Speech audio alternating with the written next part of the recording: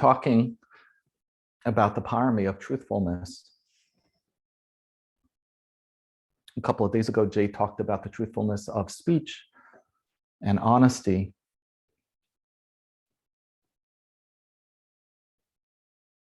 And today, I'm going to talk about truthfulness of awareness. Truthfulness of awareness. There's something that I am coming to understand over time more and more. As I understand it, I come to see how invested I was sort of unwittingly in certain very mistaken understandings or assumptions of our practice. With all the right intentions in my heart to grow and to develop and to better myself and improve my practice, thinking that there's some fundamental transformation that is the goal of the path and the practice. Turn myself into something more noble, more wholesome than I am now. Not even something I necessarily would consciously put into words, but as I reflect back, that really was my orientation. What I am coming to understand more and more deeply is that we're going to be affected as human beings. We're going to always be affected as human beings with some interplay of our inherent personality, along with the winds that blow in our environment and our circumstances, and along with our conditioning. We will be affected. I will be affected. And that's not where the growth and the path and the practice is. It's not about changing that. But what happens when I'm affected? Where and when does fear and irritability and desire, guilt, and judgment, a mix of experiences in my body, in my emotional states, and in my thoughts, all jumping up and in reaction to what was affecting me? When my mind believes, even without me knowing it, but this is what's happening in the moment, that I do need to have that because then I'm going to be happy. Or I need to get rid of that because then I won't be miserable. I won't suffer. This will make me satisfied. This will ruin me. All these sort of very black and white, concretized thoughts that are passing like this in my mind. And when we talk about ignorance, that's ignorance. That's our ignorance. So the practice is in becoming deeply familiar and in becoming deeply intimate with what affects me and with how I react to what affects me. And this is the practice of truthfulness with our awareness. I have a presentation later today that I've been preparing for. And I wrote up my words. I have literally 3 minutes to speak. I'm being given 3 minutes. I was told they'll cut me off after 3 minutes. Boom. That doesn't happen here on the Daily Sit. We can go on. It's a luxury I don't get to have later today. So I have to cram all this important information that I think it's crucial to be able to say within 3 minutes. And I wrote it all up. I don't want to leave anything to chance. I write it all up. It takes quite some time. And I share it with my partner in this process and in this project. And I'm realizing I sleep on it, come back to it the next day, and I realize there's no way in hell this is getting said in 3 minutes. It's just too much. And I also realize that although I feel like every word is gold and so important, I'm taking too much time to talk about things. And I also realized that there are certain things that I didn't really take some time to talk about, some certain points that really I think do need to be made. And I'm fully on board with my partner about these ideas. You know, we got to go back, not completely to the drawing board, but we got to do a revision here. And I sit down, I open up the document on my computer, and I am completely blocked. I know what needs to change. I know why, and I know what, and I just can't seem to make those changes.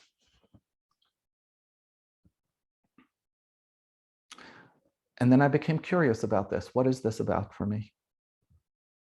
Well, it's simple. You know, I put real effort into writing these words. And I know that it's worth saving this document for future reference, for other needs that we may have. But to press the delete button now and to revise, there's this resistance in me around this. Because I invested and I turned this into something. It's a thing now that I've created, all of this in my mind. And it won't serve me if I stay stubborn about it.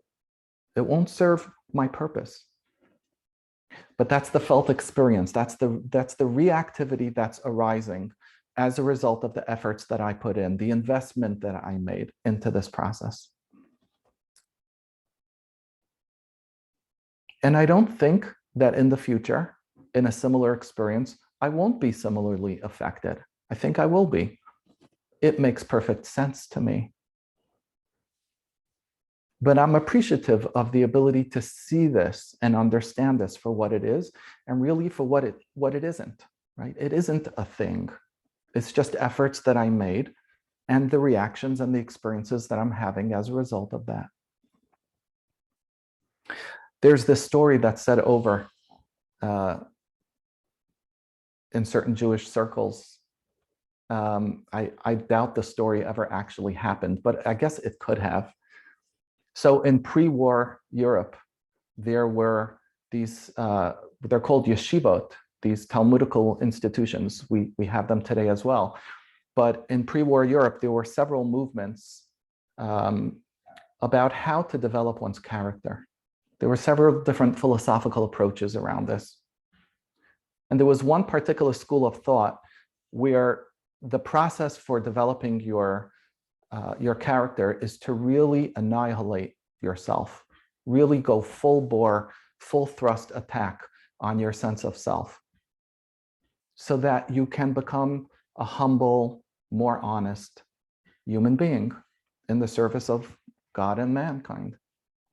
So there's the story that said that in one of these particular yeshivot, where that was the approach and that was the emphasis, there's this young man who's sitting by himself, and he's saying to himself out loud, very intensely, I am a nothing. I am a nothing. I am not anything. I am not worth anything. Like really trying to work this and internalize this message. And then another young man in the academy walks by, and he sees that this guy is involved in some sort of intense process. He comes closer and he overhears him saying this to himself. He just gets worked up about it. He goes over to him and he says, who do you think you are to think that you're a nothing? That's his reaction. Because we can even take the process of becoming a nothing and turn that into a something. We can take anything and everything and turn it into a thing, right? Now, the tricky part is that there is relative truth, and then there's what's absolute or ultimate truth. So when we see our relative truth, it's not about telling ourselves this isn't true. It's just not as true as we're making it in the real true sense of truth, right? The feelings that I'm having are real. The resistances that I'm experiencing to rewrite that project, that document that I was working on, that's real. It's real and it's understandable. And there isn't anything inherently wrong about it. And, not but and there's also delusion and ignorance in my reactivity. And to work through that is to see through that and to appreciate both the humanness of the reactivity and the reactivity for what it is and what this does in my body. It allows me to become aware of this tightening that's here, this tension that's being held here, this tight attitude that I'm bringing around this. It allows me to discover space in it and around it, and to feel that space. I can feel my mind relax. It's not a physical feeling, but it is an actual experience that I'm having. I can feel the mind relax more. Okay, I understand what's happening. This sucks. I got to take all my words of gold and shave them down. This sucks. I can relax around that. And then become available to just attend to what's needed. So I want to invite us in our practice today and then off the cushion as we're working with truthfulness to become interested in the ways that our minds are creating something into a bigger something, into a more solidified something. It could be a thought that we're having about a person that we've encountered. It could be a thought that we're having towards a situation that we're experiencing. It could be a thought about ourselves. And it's true that we're having these experiences. I saw this beautiful, I don't know who said this initially, but it got passed to me as a meme. So I'm going to share it with you. And the topic was how to hold regret tenderly. I wish I would have done that differently. And at the time, I couldn't. I wish I would have done that differently. And at the time, I couldn't. To me, that's like a really beautiful example of seeing both the relative and the absolute truth in our experience.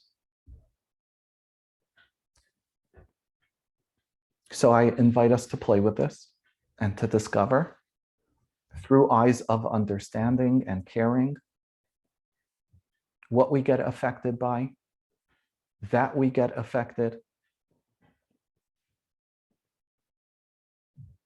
Yeah. Okay, thank you. Thank you for your kind attention.